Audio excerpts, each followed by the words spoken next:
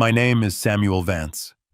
I am 68 years old, and I am the guardian of a promise I made to my late wife, Isabel. For 40 years, I have poured my life into our family vineyard, a piece of land that holds more memories than grapes. I thought my daughter Clara understood that. But her husband Marcus only saw dollar signs where I saw my soul. At their wedding, in front of 200 guests, Marcus toasted to the future. Then he demanded I hand over the keys to my farm as a gift. When I refused, he slapped me. The sound of his hand hitting my face was the only thing you could hear in that suddenly silent room. I didn't raise my voice. I simply straightened my jacket, looked at my daughter's shocked face, and walked out. That night I didn't call the police. I opened a locked oak box my wife had left me. Inside there was a key, a USB drive, and a private phone number. I made the call she told me to make if the worst ever happened. Before I continue this story, I'd love to know where you are watching from in the comments below. And please hit like and subscribe if you have ever had to protect something precious from greed. Marcus thought he was dealing with a simple old farmer. He believed my hands stained with soil and work were a sign of weakness. But to understand the power Isabel left me, you need to understand the quiet war that began the night before the wedding. It started at the rehearsal dinner. The restaurant sat on the edge of Seneca Lake, a jewel box of warm lights and gleaming silverware. From the outside, we looked like the perfect family. My daughter Clara glowed her eyes full of love for the man beside her. But I saw him for what he was. Marcus Thorne wasn't a son-in-law, he was a salesman. And he was trying to sell me a future that required bulldozing my past. My past. Isabel's past. He dominated the conversation, his voice as smooth as the expensive wine he kept pouring.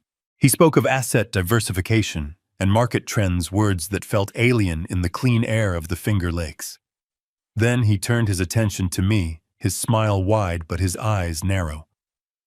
Sam, you know. He began leaning forward conspiratorially.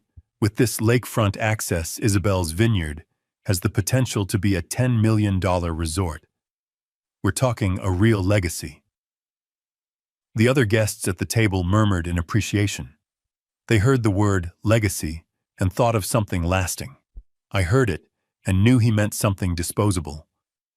While he spoke of infinity pools and spa services, my mind went back to the day Isabel and I had planted the first row of vines, our hands deep in the dark, rich soil. That was a legacy.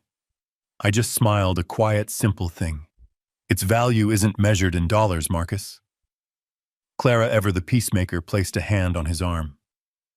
Honey, let's just enjoy tonight. She was a good daughter, but she was blinded by the shine of his ambition. She saw a successful man who could give her the world. I saw a man who would take the world from anyone to get what he wanted. He wanted my farm. He'd been hinting at it for months, calling it an underperforming asset. To him, the rows of vines my wife and I had nurtured through drought and frost were just lines on a property map. The soil where I'd buried our old dog Buster and where I still spoke to Isabel on quiet nights was just dirt. The meal ended with smiles and promises, but the taste of his words was bitter. I couldn't sleep that night. The restaurant air felt stale and recycled, so I walked out into the one place that always felt true. The vineyard. The moon was a silver coin in the black sky, and under its light, the vines stood in silent rows like soldiers guarding a long-held promise. The air smelled of earth and water, and the faint sweet perfume of the late-season grapes. This was a language Marcus would never understand. I walked to the oldest vine, a thick, gnarled thing near the edge of the property, and ran my hand over the weathered support post. 30 years ago, Isabel and I had carved our initials into it right here. I could still remember the feel of her hand in mine, her laugh, as she struggled with the old knife. I could almost feel her presence beside me, a comforting warmth against the cool night air. This land is our soul, Sam, she'd told me just a few years before she got sick. Her voice was as clear in my memory as the stars above. It'll take care of our family, but only if we take care of it. Don't ever let anyone turn it into just a number on a balance sheet. I stood there for a long time, the cool night air filling my lungs. It was then I thought of the simple oak box she'd left me tucked away in my safe. Plain oak, no varnish, just the smooth feel of honest wood. Only open it when you truly have to, she had instructed, her eyes serious. When a man shows you his true nature, believe him the first time. I had a feeling that day was getting closer.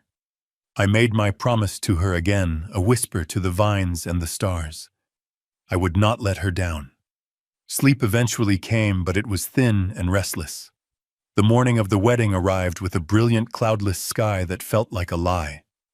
I was in my room at the inn, struggling with the unfamiliar knot of a bow tie, when a sharp rap came at the door. It was Marcus. He was already dressed in his tuxedo, looking like a magazine cover. He wasn't carrying a gift. He was carrying a weapon disguised as a portfolio. He closed the door behind him and placed the leather-bound folder on my dresser. "I have a wedding gift for Clara and me," he said, his voice low and urgent. "And you're the only one who can give it to us." He opened it. Inside was a professionally designed proposal, complete with architectural renderings. The title read, "The Thorn Estates and Winery at Seneca Lake." It was a plan to tear down our modest farmhouse, build a glass and steel monstrosity of a hotel, and commercialize every inch of the land. My land. The images showed stylish, anonymous people laughing by a poolside bar where my vegetable garden now stood. They showed a parking lot where Isabel's favorite oak tree had shaded us for decades. "It's a simple transfer of asset management," he said, sliding a pen and a signature page towards me. "We'll create an LLC. Legally, it's the smartest move. It'll protect you from inheritance taxes and maximize profits for the family." For Clara. He always used Clara's name when he wanted something. He used it like a shield and a key. I didn't even look at the papers. I just looked at him, at the raw, undisguised greed in his eyes. He saw my silence as hesitation, as an opening. "Look, Sam. It's time to be realistic. You're not getting any younger. This farm is too much for you. This is how you secure your daughter's future. It's what she deserves." I pushed the portfolio gently back towards him. My hands, the hands he thought were only good for farming, were steady. My voice was quiet, but it filled the small room. "My answer is still no, Marcus." He didn't expect that. Not then. He thought he had me cornered. For a moment, the charming mask slipped and I saw a flash of the ugly thing beneath it. But he recovered quickly. He just smiled, a thin, predatory curve of his lips. "We'll talk after the ceremony," he said, his voice dropping to a near whisper. "After you've had time to think about your daughter's future." He walked out, leaving the threat hanging in the air between us. I knew then that the wedding wasn't a celebration. It was a battlefield, and Marcus had just declared war.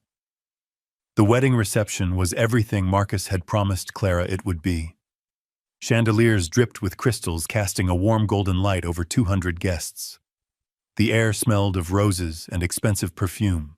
A small orchestra played in the corner, a soft melody that was meant to sound like effortless joy. My daughter was radiant. She moved through the room with a lightness I hadn't seen in her since she was a little girl, her laughter mixing with the music. Every time she looked at Marcus, her face was a perfect picture of love. And every time I saw it, a piece of my heart ached, because I knew the man she loved was an illusion. For me, the whole room felt like a stage. The smiles were rehearsed, the conversations were scripted, and I was the unwilling actor in a play I hadn't read. I sat at my table, nursing a glass of water, feeling the weight of the morning's confrontation. Marcus avoided my eyes, but I could feel his presence, a predator circling, waiting for the right moment to strike. I tried to focus on Clara, on her happiness, telling myself that maybe I was wrong. Maybe a man could change. But I knew better. A man might change his suit, but he rarely changes his soul. Then it came. The gentle clinking of a fork against a champagne flute. A hush fell over the crowd. Marcus stood up, taking the microphone. He looked every bit the charming, successful husband.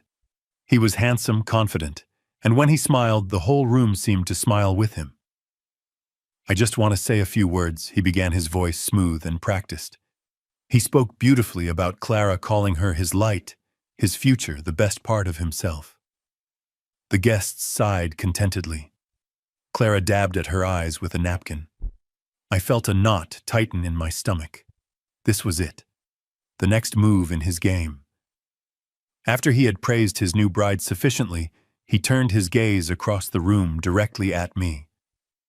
"And I want to thank my incredible father-in-law, Sam," he said, his voice ringing with false sincerity. The spotlight found me, pinning me to my chair. A man who knows the value of hard work. A man who built a legacy from the ground up with his own two hands. He used the word legacy like he owned it, like it was a trinket he could pick up and admire. And tonight, he continued, his voice rising with theatrical emotion. Tonight, he is going to ensure the future of that legacy. He paused, letting the suspense build. I could feel 200 pairs of eyes on me. I didn't move. I didn't breathe. To show his faith in the next generation as his ultimate wedding gift to his only daughter, tonight, Sam is going to give us the keys to Isabel's vineyard so that we may guide it into a new, prosperous future. The words hit me like a physical blow. The room erupted in applause. They thought it was a beautiful, generous gesture, a father passing the torch. They didn't see the gun he was holding to my head. I looked at Clara. Her face was a mask of pure, unadulterated joy, tears streaming down her cheeks as she beamed at me, then at her new husband. In that moment, she believed it. She believed in this beautiful lie, this generous story he had created. And that was the most painful part of all. She had no idea she was applauding my execution. I remained seated, a statue in a sea of celebration. The applause eventually died down, replaced by a low murmur of conversation as the orchestra started up again. But the play wasn't over. Marcus handed the microphone to the best man and started moving through the tables. He walked with a purpose, a confident stride that brought him directly to me. A photographer, sensing a moment, followed a few steps behind him. Marcus leaned down, his face close to mine. The charming smile was still plastered on his face for the benefit of the surrounding guests, but his eyes were cold and hard as stone. "The keys, Sam," he whispered the words, a low hiss under the music. "Now, let's not ruin her perfect day." I looked past him at my daughter, who was watching us, her expression a little confused, but still trusting. I looked back at the man she had married. "I told you this morning, Marcus," I said, my voice barely audible. "No." The smile on his face twitched. For a second, just a second, I saw the mask slip. "Don't be a sentimental old fool," he breathed, his knuckles white as he gripped the back of a chair. "This is happening. Give them to me." "No," I repeated. It was the only word I had left. His face contorted. "Listen to me, you old man," he hissed, his voice venomous. "I am the man of this family now. Her family. You will do as I say. You will give me the keys." I simply shook my head, a small, final gesture of defiance. And then it happened. His hand was a blur. The sound was a sharp, ugly crack that seemed to suck all the air out of the room. The music screeched to a halt. 200 conversations stopped mid-sentence. His hand had struck my cheek hard. The force of it jolted my head back, and for a second the glittering chandeliers seemed to tilt and sway. A sharp metallic taste filled my mouth. In the deafening silence that followed, there was a single brutal sound. The flash of the photographer's camera capturing my moment of ultimate humiliation for eternity. I could hear Clara cry out my name, a sound of pure shock and horror. "Marcus, what did you do?" I slowly pushed my chair back and stood up. My cheek was burning, a dull throb that seemed to radiate through my entire body. But I didn't touch it. I didn't look at Marcus. I looked only at my daughter, at her horrified, tear-streaked face. I saw the illusion shattering in her eyes. I held her gaze for a long moment, pouring all the love and all the sorrow I felt into that one look. Then, without a word, I straightened my jacket. I turned my back on my son-in-law, on the shocked faces of the guests, on the wreckage of my daughter's perfect day. I walked. I didn't run.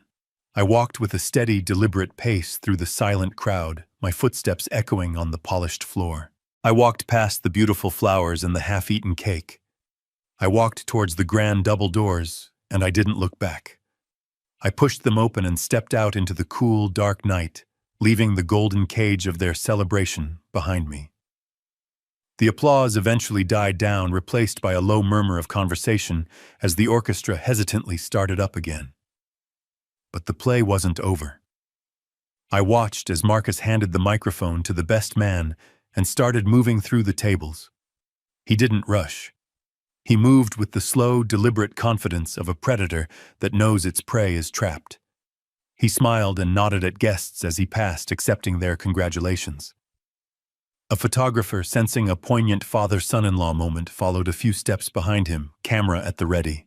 He arrived at my table, and the polite smiles from our table guests faded into awkward silence. He leaned down, placing his hands on the back of the empty chair beside me. The charming smile was still plastered on his face for the benefit of anyone watching, but up close his eyes were cold and hard as stone.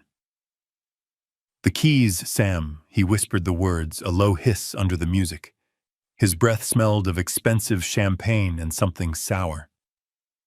"Now, let's not ruin her perfect day." The photographer raised his camera, waiting to capture the symbolic handover. I looked past him at my daughter, who was watching us from the head table, her expression a little confused, but still trusting. I looked back at the man she had married, this hollow man in a fine suit. "I told you this morning, Marcus," I said, my voice barely audible, meant for him alone. "No." The smile on his face twitched. For a second, just a second, I saw the mask slip, revealing the raw fury beneath. "Don't be a sentimental old fool," he breathed, his knuckles white as he gripped the back of the chair. "This is happening. Everyone is watching. Give them to me too." "No," I repeated. It was the only word I had left. It was the only word that mattered. His face contorted. The smile was gone completely, now replaced by a sneer of pure contempt. He leaned in closer, so close I could feel the heat coming off him. "Listen to me, you old man," he hissed, his voice venomous. "I am the man of this family now, her family. You are a guest here. You will do as I say. You will give me the keys." I simply shook my head, a small final gesture of defiance. It was a refusal, not just to his demand, but to his entire world. And then it happened. His hand was a blur. The sound was a sharp, ugly crack that seemed to suck all the air out of the room. The music screeched to a halt, as if the conductor's arm had been seized. 200 conversations stopped mid-sentence. His open palm had struck my cheek hard. The force of it jolted my head back, and for a second the glittering chandeliers seemed to tilt and sway. A sharp metallic taste filled my mouth. A dull, burning throb began to bloom across the side of my face. In the deafening silence that followed, a silence so total it felt like a physical weight, there was a single brutal sound. The pop and flash of the photographer's camera capturing my moment of ultimate humiliation for eternity. The frozen tableau was broken by a scream. It was Clara. "Marcus, what did you do?" Her voice was a shard of glass cutting through the stillness. I slowly, deliberately pushed my chair back from the table. The legs scraped against the polished floor, a sound that seemed impossibly loud. I could feel the eyes of everyone in the room on me, a mixture of pity, shock, and morbid curiosity. I did not touch my cheek. I did not look at Marcus, who stood there breathing heavily, his chest puffed out like some kind of animal that had just asserted its dominance. I stood up. I was a bit unsteady, but I stood up tall. I felt a trickle of warmth at the corner of my mouth. I ignored it. With a steadiness that came from some deep, untouched reserve of strength, I straightened my suit jacket, pulling it taut. It was a simple gesture, an act of putting myself back together. Then I looked at my daughter. Her hand was over her mouth, her beautiful face a canvas of horror and disbelief. The illusion was shattered. In her eyes I saw the man she thought she had married vanish, replaced by the monster who had just struck her father. I held her gaze for a long moment, pouring all the love and all the sorrow I felt into that one look. Then without a word I turned my back on my son-in-law, on the shocked faces of the guests, on the wreckage of my daughter's perfect day. I walked. I didn't run. I walked with a steady, deliberate pace through the silent crowd, my footsteps echoing on the polished floor. The path they made for me felt a mile long. I walked past the beautiful flowers and the half-eaten cake. I walked towards the grand double doors, and I didn't look back. I pushed them open and stepped out into the cool, dark night, leaving the golden cage of their celebration behind me. The drive home was a blur of dark roads and familiar turns. My cheek throbbed with a dull, insistent rhythm, a physical reminder of the humiliation. Each pulse was an echo of the crack that had silenced a room full of people. But my hands on the steering wheel were steady. The shock had burned away, leaving something cold and heavy in its place. Purpose. Anger, I learned in that long, quiet drive, wasn't just a hot flash of rage. It could be cold. It could be patient. It could be fuel. I didn't park in front of the house. The porch light was on just as I always left it, and for a painful moment, I could imagine Isabel waiting up for me ready with a warm cup of tea and a quiet question. That was a memory I couldn't face tonight. The house was a place of family, of love, and now of a deep and profound betrayal. It felt contaminated. Instead, I drove around back, the crunch of the gravel under my tires, the only sound in the sleeping world. I parked next to the winery. I unlocked the heavy oak door and stepped inside. The air was cool and smelled of damp earth, aging barrels, and the faint, sweet promise of wine.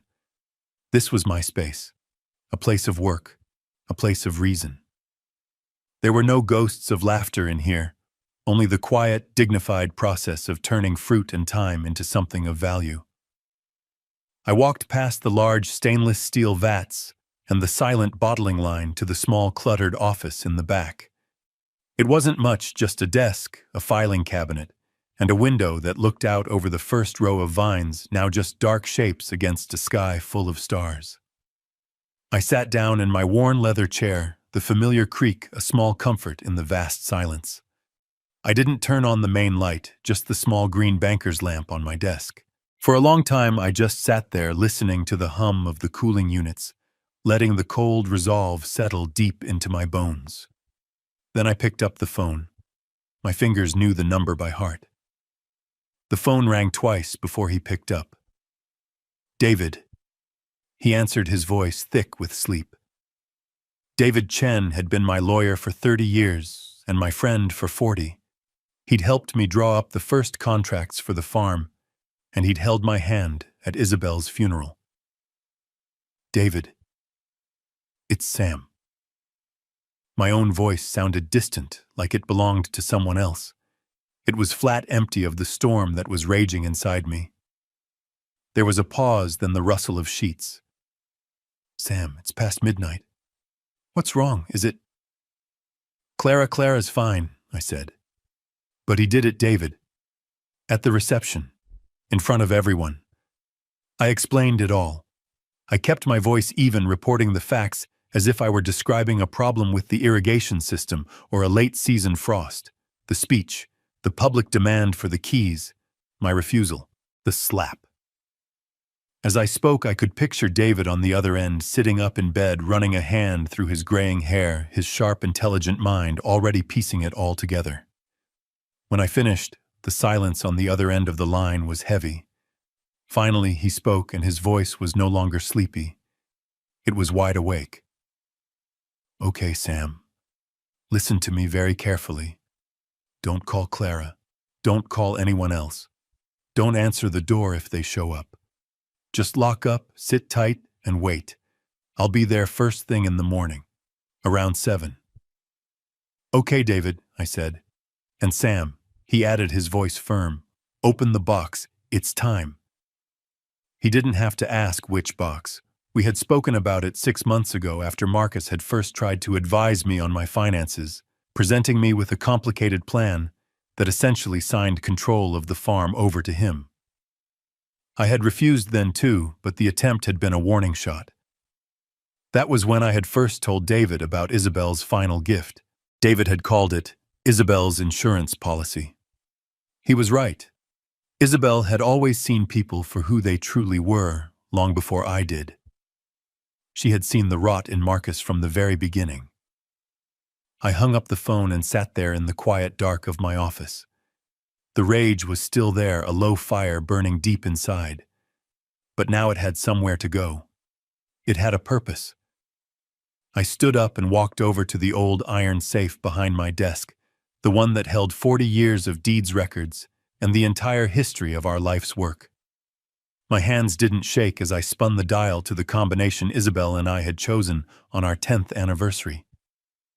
The heavy door swung open with a low groan, revealing the neat stacks of files inside. And there, sitting on top of a stack of property deeds, was a plain oak box. No varnish, no lock, just the smooth feel of honest wood. The work of my own hands, from a piece of oak that had fallen in a storm long ago. I lifted it out and placed it in the small pool of light on my desk. The war had begun, and this was my armory. I sat for a moment in the quiet dark of my office, the air thick with the ghosts of the past and the cold reality of the present. Then I reached into the safe and lifted out the oak box. It wasn't a jewelry box, ornate and delicate. It was a workbox, sturdy and true, joined at the corners with the same dovetails I had taught myself to make when I was a young man. I had made it for her to keep her gardening seeds in. She had kept other things instead. I placed it in the small pool of light on my desk. The wood was warm and familiar under my fingertips. For a moment I hesitated. I thought of what might be inside. A final letter. A faded photograph from our youth. A part of me wanted the comfort of sentiment, a memory to hold on to in the storm. But I knew Isabel better than that. She was practical. She was a fighter, and she had left me an arsenal. I lifted the lid. There was no scent of dried flowers or old paper. The first thing I saw was a small black leather ledger. It was the kind you could buy at any office supply store, simple and anonymous. I opened it. The pages were filled with Isabel's elegant, precise handwriting. It wasn't a diary. It was a record. My breath caught in my throat. Each entry was dated and noted with a purpose. $5,000, June 12, 2022, the first one read, for a down payment on their apartment. I remembered that day. Marcus had come to us full of apologies, saying the bank had delayed his bonus. It was for Clara, of course. It was always for Clara. I turned the page. $10,000, April 5, 2023, for urgent car repairs. Another memory, another story of bad luck from Marcus. Page after page, the same story repeated itself. $3,000 for a dental emergency, $7,000 to cover a miscalculated tax bill, a dozen smaller amounts for things he swore he'd pay back at the end of the month. He never had. It was a meticulous chronicle of his lies and our generosity. I did the math in my head as I flipped through the pages, but I didn't have to. On the final page, Isabel had done it for me. The final tally at the bottom was circled twice in red ink. $75,000. A debt of gratitude he had repaid with a slap. Beneath the ledger was a simple silver thumb drive. It felt cold and impersonal. My old office laptop whirred to life, its screen cutting a blue rectangle into the darkness. I pushed the drive into the USB port. A single folder appeared on the screen labeled simply MT Financials. It wasn't photos. It was spreadsheets, bank statements, credit card bills. It was a mountain of debt that made the $75,000 he owed us look like pocket change. a string of failed high-risk investments, maxed out lines of credit. It was a picture of pure, frantic desperation. I wondered how she had gotten it, and then I saw a small folded note at the bottom of the ledger. I opened it. Her handwriting again. All loans subject to financial review. She had made him sign for every dollar, and in doing so, she had earned the right to see the truth he was hiding. She knew she had known all along. Next, I pulled out a thick manila envelope. It was sealed with a drop of dark red wax, the kind she used for her Christmas cards. It felt heavy, official. Typed neatly on the front were the words, Partnership Agreement and First Right of Refusal, Tanaka Holdings. The name hit me like a ghost from the past. Tanaka Holdings. Mr. Tanaka. A man I had helped get his start more than 20 years ago when he was just an ambitious young entrepreneur, and I was just a farmer with a bit of land to offer as collateral for a friend. We had lost touch over the years as his empire grew, but I never forgot his quiet integrity. What did he have to do with this? Isabel had never mentioned his name. I set the envelope aside, my mind racing. At the very bottom of the box, nestled in a bed of felt, was the last item. It was a tiny digital voice recorder no bigger than my thumb. It looked insignificant, easy to overlook. I pressed the small play button. A faint hiss, and then a voice. It was Marcus. His voice was slick with a false sincerity I now knew all too well. Isabel, please be reasonable, he was saying. Think of it as unlocking the value of your assets. Sam is a great farmer, but he's too sentimental to see the big picture. Then I heard my wife's voice. It was weaker than I remembered, strained by her illness, but it was still steel. Marcus, the big picture is the one you see from the front porch, not the one on a banker's spreadsheet. The farm is not an asset. It is our home. The answer is no. And I would ask you not to bring this up again behind my husband's back. The recording ended. I clicked it off. I leaned back in my chair, the 4 items laid out before me in the lamplight. A ledger of his debts. A drive detailing his desperation. A mysterious agreement with a powerful old friend. And a recording of his treachery. This wasn't a box of memories. This was a box of evidence. A box of ammunition. Isabel hadn't just been tending her garden in her final years. She had been sharpening a sword. She had been fighting a war I didn't even know was being waged, protecting me, protecting our legacy, even as she was leaving it. The grief I felt was immense, but for the first time since the wedding, it was mixed with something else. A cold, clear sense of direction. I now knew what I had to do. I was not just a farmer. I was the executor of my wife's final will. I didn't have to wait long. Just as the first rays of sun crested the hills and painted the morning mist gold, I saw the headlights of David Chen's car coming up the long gravel driveway. I watched him get out a briefcase in one hand, a thermos of what I knew was coffee in the other. He was a man of habit, of steady, reliable rituals. He was exactly who I needed. He came into the office without knocking, his eyes immediately finding the dark, ugly bruise on my cheek. He didn't say, "I told you so," or ask if I was okay. He was past that. He just looked at me with a deep, sorrowful anger in his eyes, an anger on my behalf. Then his gaze fell to the desk, to the items I had laid out in the lamplight, like pieces of a puzzle. So he said, his voice a low rumble, "This is Isabel's last will and testament." He poured me a cup of coffee without asking, and we sat there for a moment, 2 old friends in the quiet of a new morning, preparing for war. He examined each item with the meticulous care of a surgeon. He read through the ledger first, his lips a thin, tight line.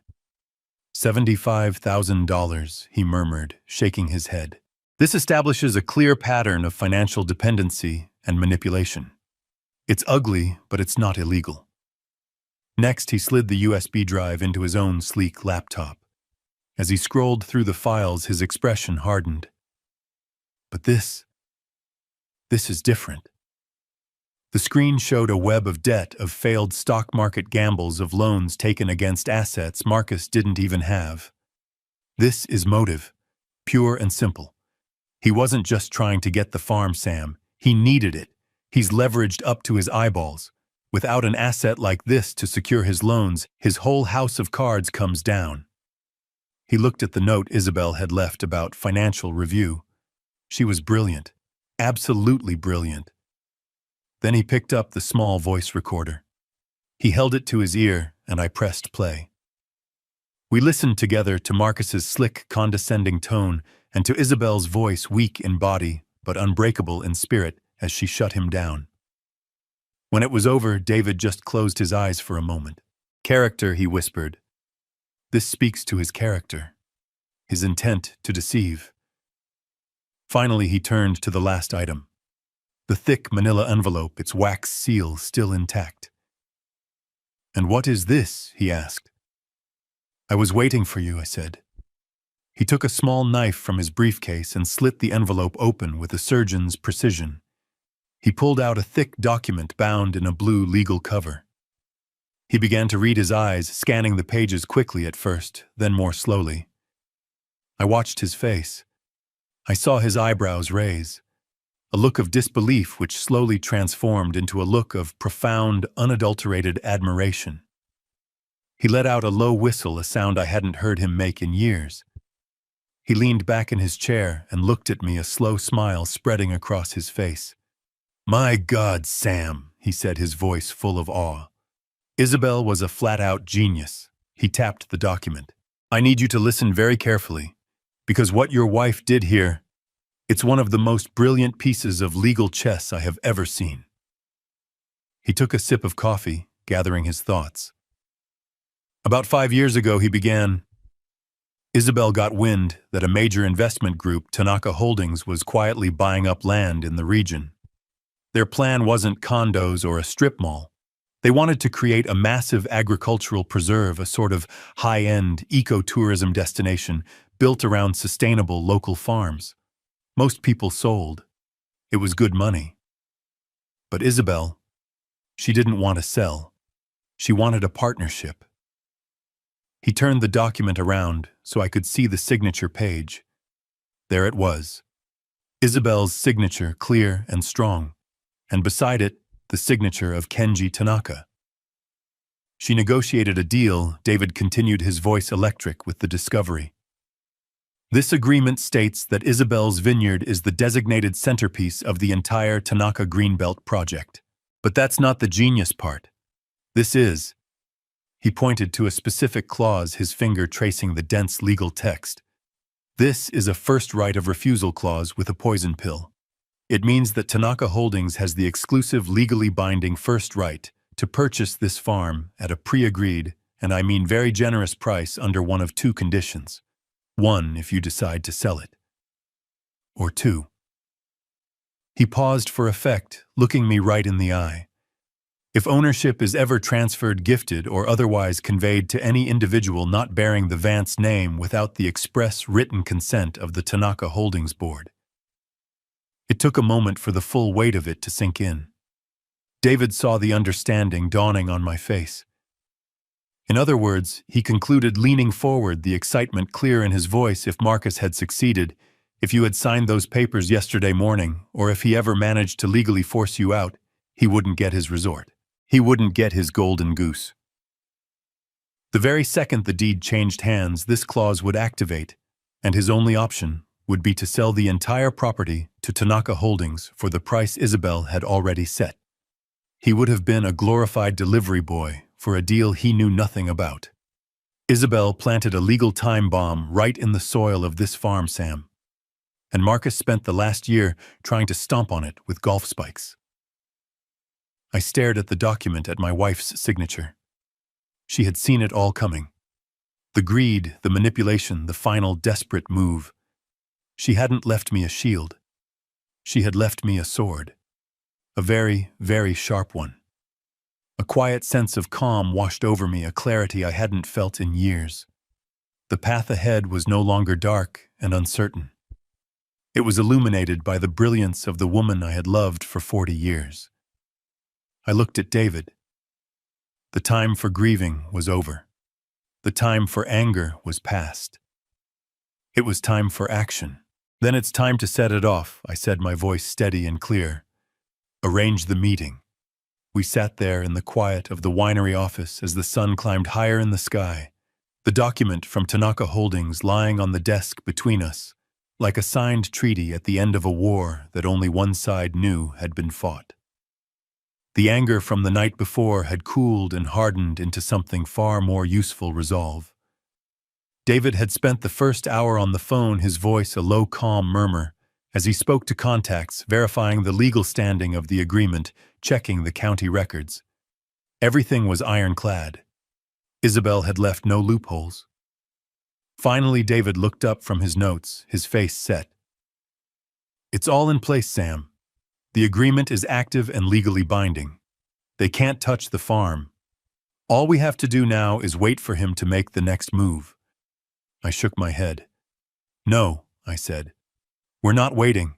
Isabel waited. I waited. We're done waiting. I looked at David and he saw the new hardness in my eyes. She left us a weapon. I want to use it. I want him to know who is in control now. David nodded slowly, a small smile playing on his lips. What do you have in mind? Make the call, David, I said. Let Tanaka know that I'm aware of the agreement. Let him know that there has been an attempt by a third party to fraudulently gain control of the central asset in his project. Don't make threats. Just state the facts. Then we'll see how fast the dominoes fall. David picked up his phone. He didn't have to look up a number. He made a single quiet phone call not to Mr. Tanaka himself, but to the office of his chief legal counsel. His message was brief, professional, and devastatingly calm. I am calling on behalf of Samuel Vance, owner of Isabel's Vineyard, he said. We are calling to reaffirm our commitment to the partnership agreement filed on this date. We also wish to inform you that a hostile attempt to secure control of this asset has been made by a Mr. Marcus Thorne. Yes, Thorne. We simply wanted to ensure all partners were aware of the potential instability. Thank you for your time. David and I didn't know it at the time, but that single, simple phone call sent a ripple across the globe, a ripple that was about to become a tsunami, heading straight for a small, pristine island in the middle of the Pacific Ocean. Later, I would piece together what happened next. I can imagine Marcus in Bora Bora sitting on the deck of an overwater bungalow, the turquoise water so clear you could see the brightly colored fish swimming beneath his feet. I can picture the scene perfectly. He would be in the middle of his great apology tour, trying to repair the damage he had done. Clara would be sitting there hurt and confused, wanting to believe him. He would be pouring all of his charm into it, his voice soft and full of regret. It was the pressure, Clara, I can hear him saying, taking her hands in his. The wedding, the deals, the stress of it all. It was unforgivable, I know that. But it wasn't me. The man you married is the man who is here with you right now in paradise. He was likely blaming the champagne, his exhaustion, anything but the blackness in his own heart. He was probably just starting to win her back, just starting to rebuild the beautiful cage he had built for her.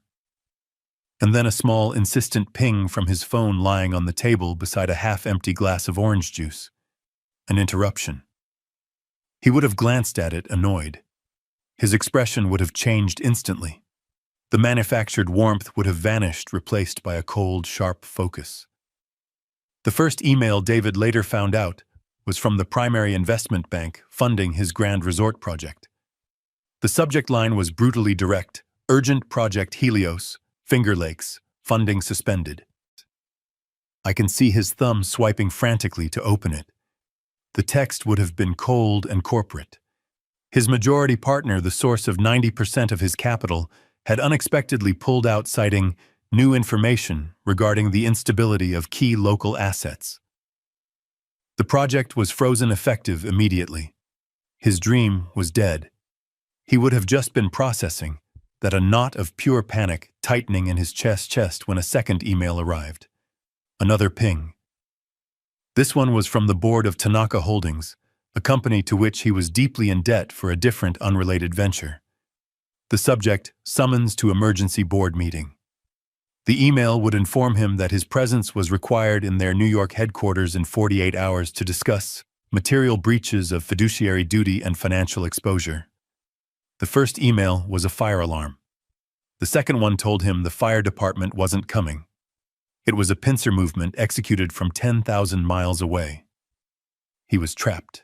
He would have looked up from his phone, his face pale, the tropical sun suddenly feeling cold on his skin.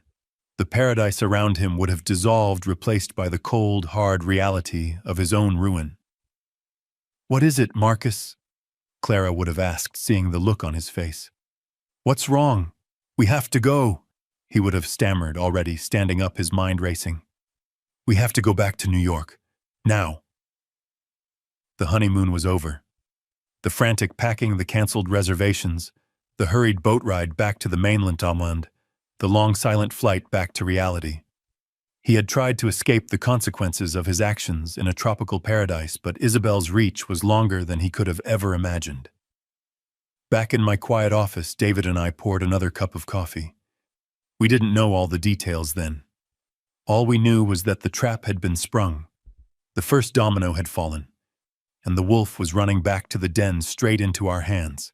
The flight to New York was smooth. David and I didn't talk much.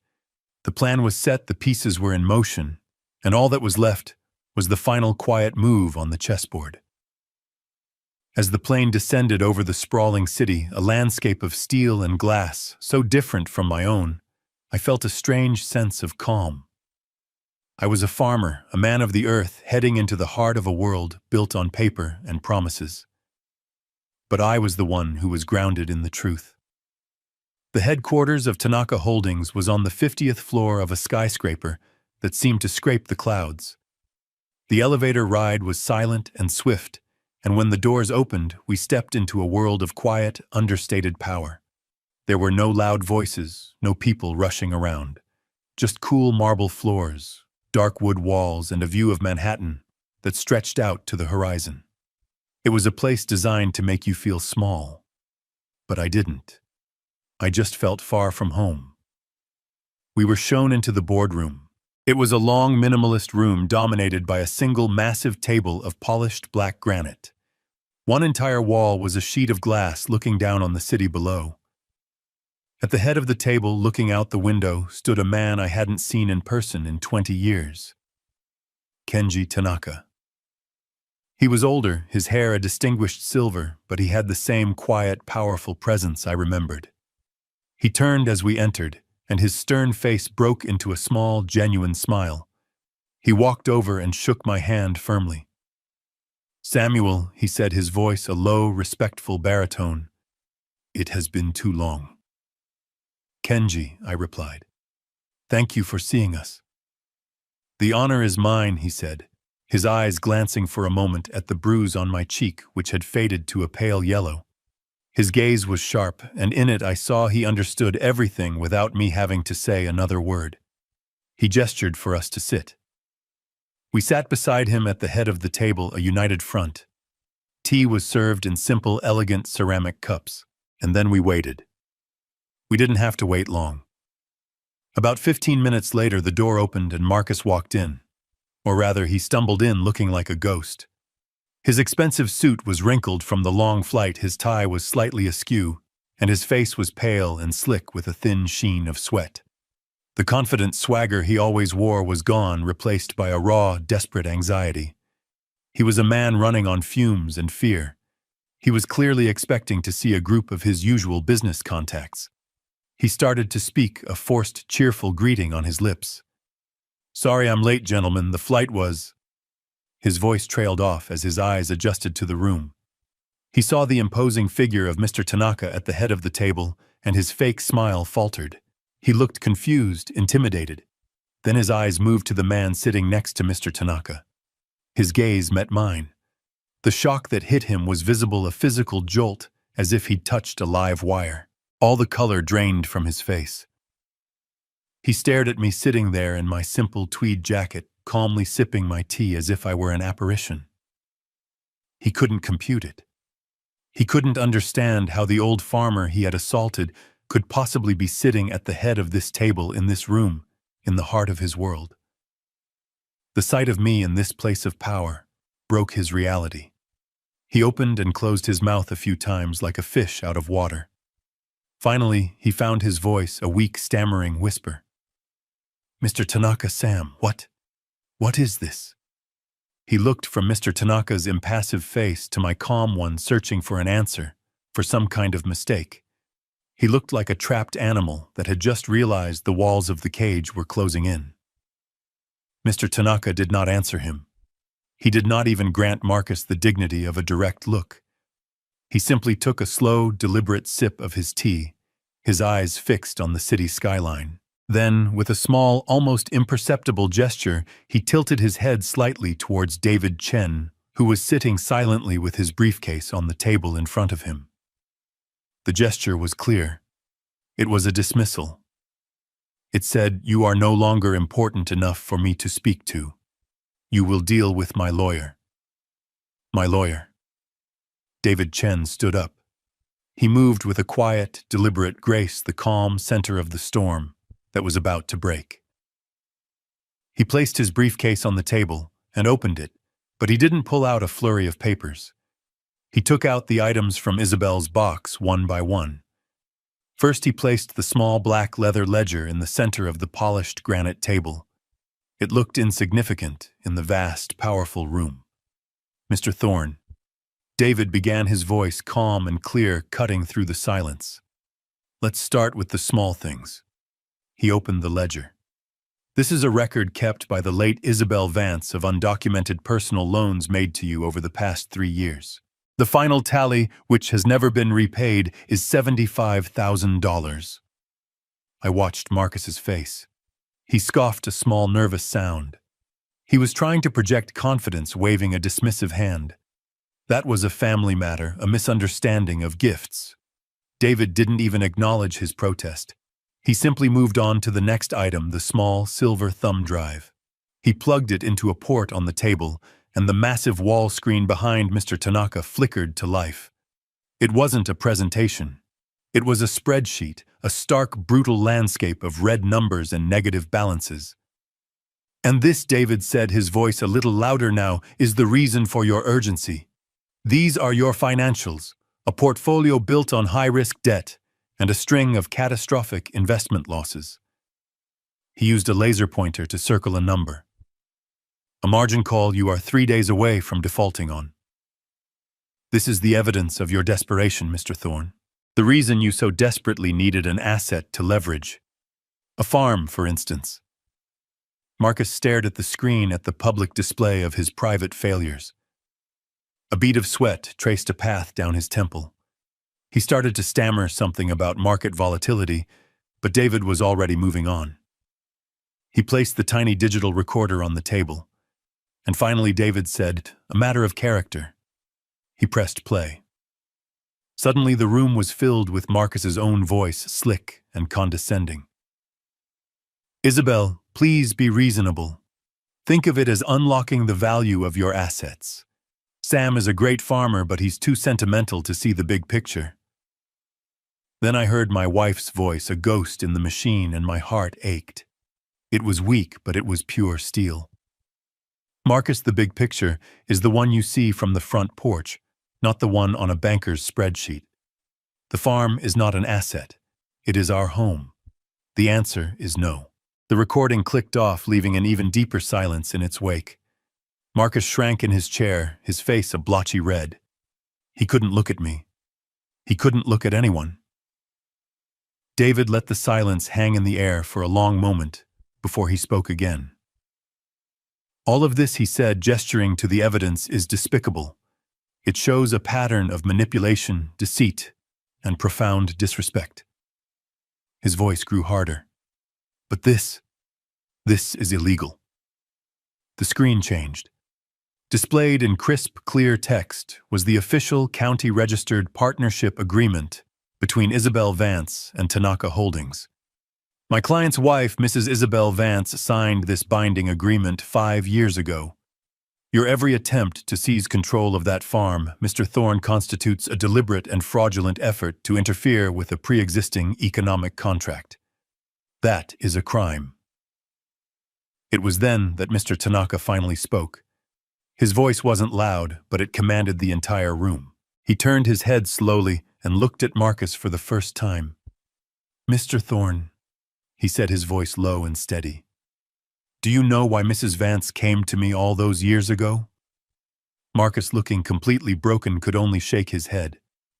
"It was because 20 years ago," Mr. Tanaka continued, his eyes now finding mine, "when my company was nothing more than an idea and a shoestring budget, I was on the verge of bankruptcy. The banks refused to give me a loan. They said I was too much of a risk."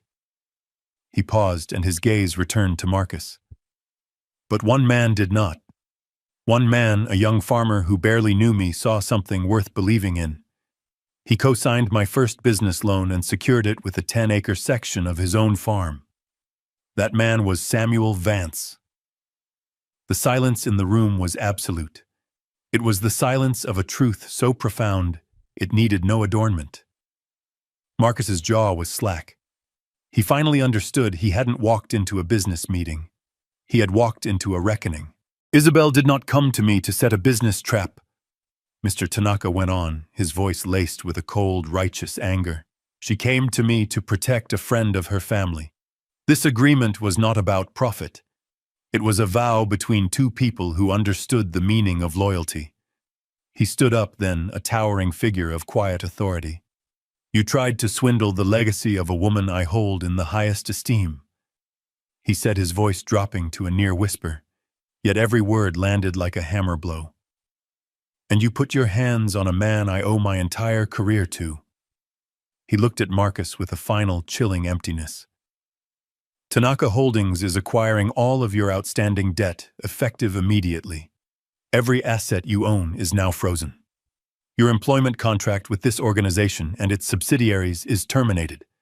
Our legal team will be in contact with you and the district attorney regarding the matter of attempted fraud." Marcus made a small choking sound. He didn't argue. He didn't plead. He just collapsed. He slumped back into the expensive leather chair, all the air, all the fight, all the arrogance gone from him, leaving behind a small, shrunken man. He finally understood. He hadn't just challenged an old farmer. He had angered a silent giant. The days that followed were quiet. The storm had broken, the lightning had struck, and now a strange, peaceful calm settled over the farm. David handled the legal fallout in the city, the methodical dismantling of Marcus's life. I didn't ask for details. It was enough to know it was done. I returned to my own world, to the familiar rhythms of the land. I spent my days in the West Field, where the youngest vines were just beginning to establish themselves. It was delicate work training the new shoots, clearing away any weeds that might choke their growth. It felt right. I wasn't just tending to the past. I was nurturing the future. About 2 weeks after the meeting in New York, I saw a car coming up the driveway. It wasn't David's sedan or a delivery truck. It was Clara's car. It moved slowly, hesitantly, as if the driver wasn't sure of her welcome. She parked near the house but didn't get out for a long time. When she finally did, my heart ached for her. She was thin, and the expensive, stylish clothes she wore seemed to hang off her, a costume from a life that no longer fit. She looked lost. She saw me working in the field and started walking towards me, her city shoes sinking slightly into the soft earth. She stopped a few feet away, her hands twisting the strap of her purse. Her eyes were full of a pain that I knew had nothing to do with money or status. It was the pain of a broken trust. "Dad," she said, her voice a fragile whisper. I stopped what I was doing and just looked at her, my daughter. That's all it took. Her face crumpled, and the tears she had been holding back finally came silent at first, then in great shuddering sobs. She stumbled forward, and I met her halfway, wrapping my arms around her. She felt so small. She buried her face in my shoulder, and I just held her the way I had when she was a little girl who had scraped her knee. I was so blind, she finally managed to say, her voice muffled by my shirt. I'm so sorry, Dad. I'm so sorry. I should have seen it. I should have listened to you. I didn't say I told you so. I didn't say it's okay because it wasn't. The wounds were real and they would need time to heal. Instead, I just held her until the worst of the sobs had passed. Then I gently pulled back and wiped a tear from her cheek with my thumb. I took off my muddy work gloves and walked to the small tool shed at the edge of the field. I came back with a new clean pair. They were small, made for Isabel's hands, but they would fit Clara.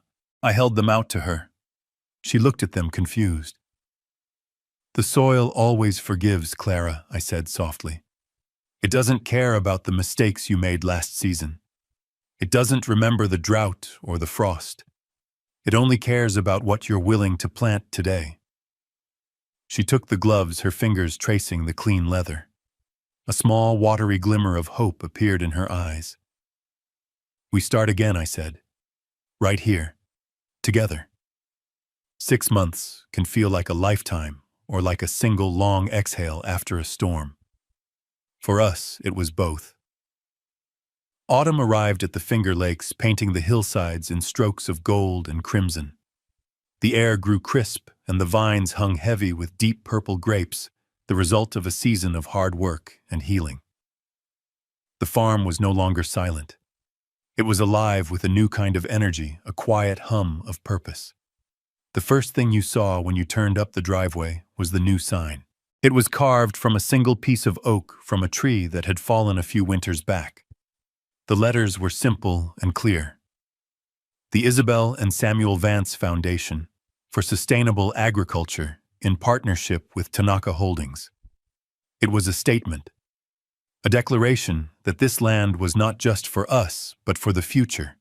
That future was walking among the vines. I often stood by the winery and just watched my daughter. Clara had found her footing not on the polished floors of a city high-rise, but in the rich, dark soil of her home.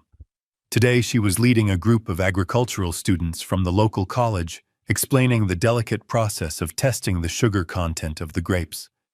She moved with a newfound confidence, her hands gesturing with the easy familiarity of someone who belonged. The designer clothes were gone, replaced by worn jeans and sturdy boots. She was no longer wearing a costume. She was wearing her own skin. And she was beautiful. Later that afternoon, I had a visitor. Kenji Tanaka's black car was a familiar sight now, but he never came for a formal meeting. He came as a friend.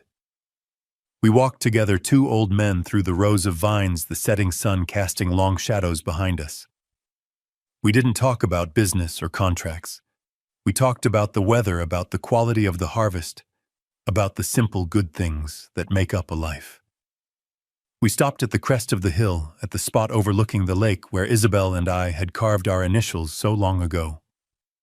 I had brought 2 glasses and a bottle of our newest vintage, the first one Clara had helped to oversee from start to finish. I poured the deep red liquid into the glasses, the aroma of dark cherries and oak rising to meet the cool autumn air. I handed a glass to Kenji. He held it up to the light, admiring the color. He swirled it once, then looked at me, his eyes full of a quiet, profound respect. He raised his glass. To Isabel, he said, his voice soft but clear.